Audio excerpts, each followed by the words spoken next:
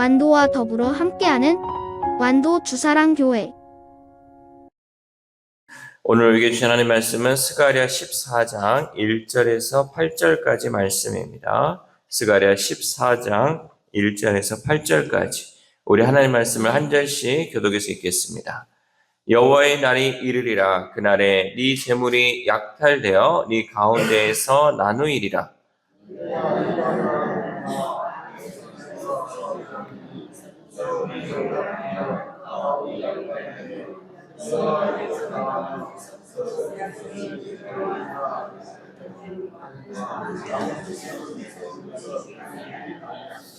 그때 여호와께서 나가사 그 이방 나라들을 치시되 이왕의 전쟁 날에 싸운 것 같이 하시리라.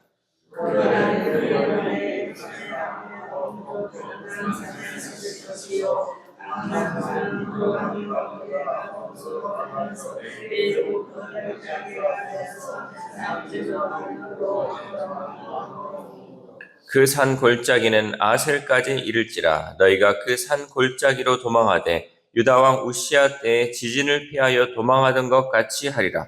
나의 하나님 여호와께서 임하실 것이요 모든 거룩한 자들이 주와 함께 하리라.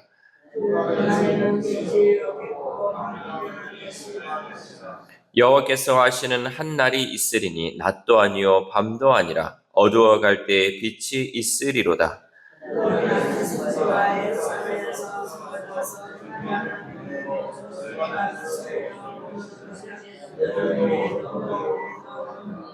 아멘. 할렐루야. 오늘도 하나님 주시는 말씀을 통하여 오늘 하루 하나님의 은혜로 살아가는 귀한 하루 되시기를 소망합니다.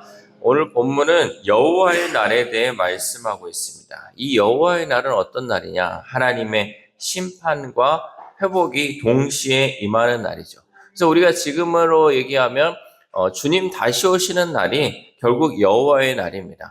하나님의 날에는 심판이 있고 또한 구원받는 백성에게는 회복이 있다라는 거죠.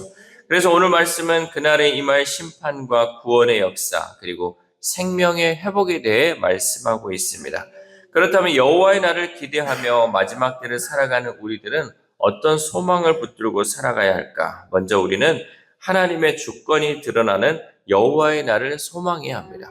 그러니까 이 여호와의 날에 뭐가 드러나야 되냐? 하나님의 주권이 드러나야 한다는 거죠. 우리 1절 말씀 시작. 여호와의 날이 이르리라. 그날에 네 재물이 약탈되어 네 가운데에서 나누이리라. 아멘. 스가랴 14장은 여호와의 날이 이르리라라는 이 말씀으로 시작됩니다. 그날의 예루살렘은 이방 나라들의 침략을 받아 무너지고 절반이 포로로 잡혀갈 것이죠.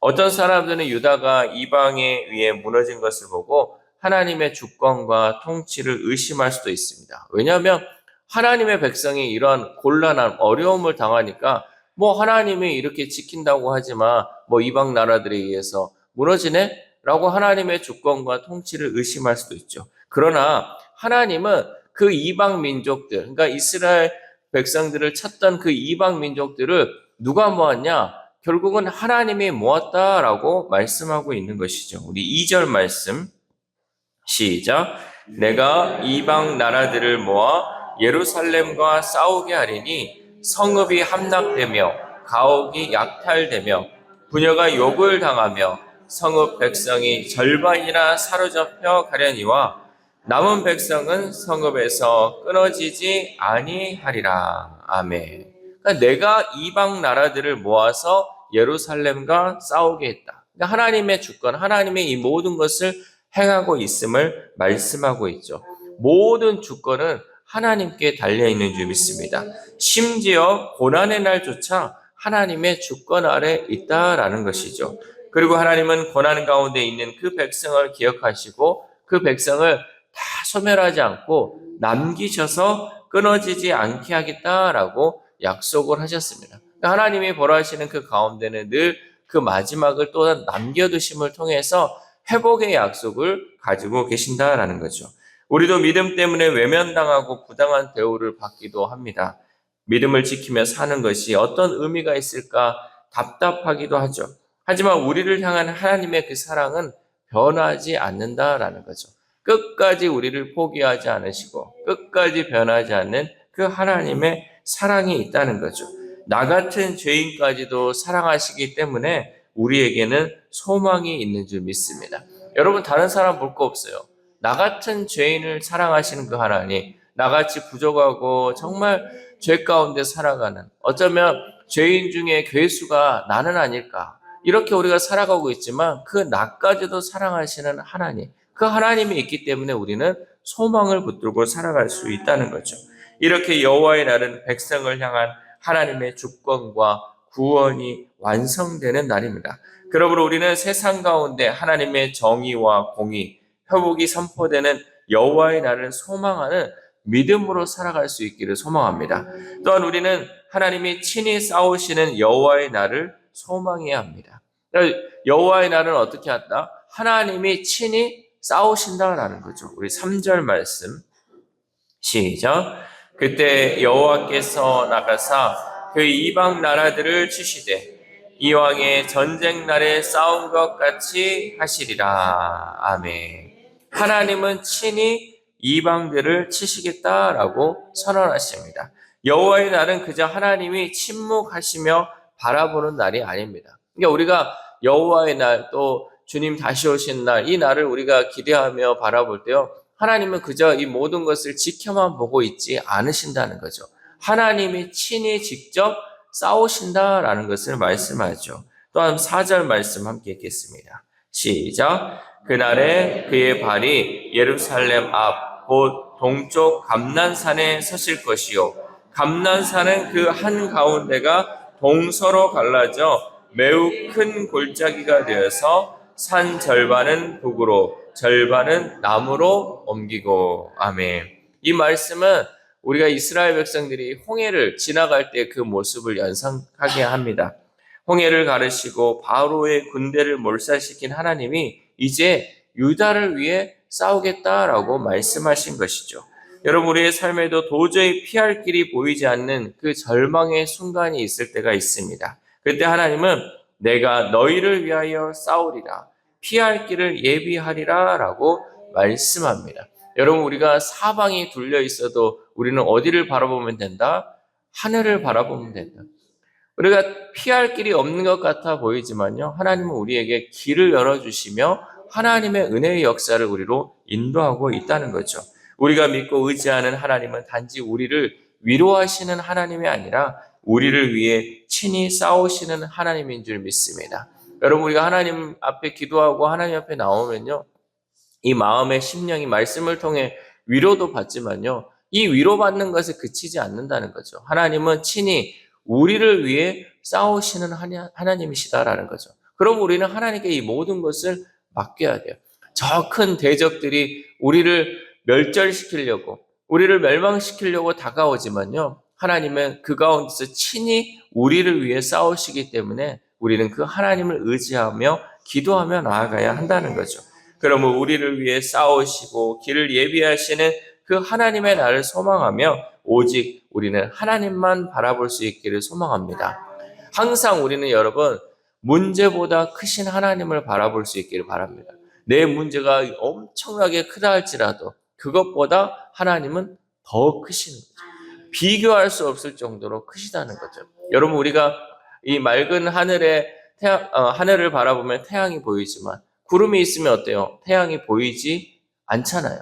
그렇다고 태양이 없는 건 아니잖아요. 태양은 늘 우리를 바라보면서 우리를 비춰주고 있지만 그 구름에 잠깐 가려서 태양이 없는 것처럼 보일 수 있지만 그것이 여러분 우리의 문제로 인해서 하나님을 바라보지 못하는 것처럼 하지만 하나님은 여전히 우리를 바라보시고 우리를 지키시고 우리를 위해 친히 싸우시는 그 하나님이라는 사실을 잊지 마시기를 바랍니다.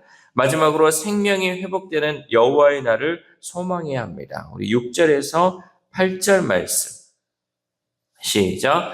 그날에는 빛이 없겠고 광명한 것들이 떠날 것이라. 여호와께서 아시는 한 날이 있으리니 낮도 아니요 밤도 아니라 어두워갈 때에 빛이 있으리로다. 그날에 생수가 예루살렘에서 솟아나서 절반은 동해로 절반은 서해로 흐를 것이라. 여름에도 겨울에도 그러하리라. 아멘.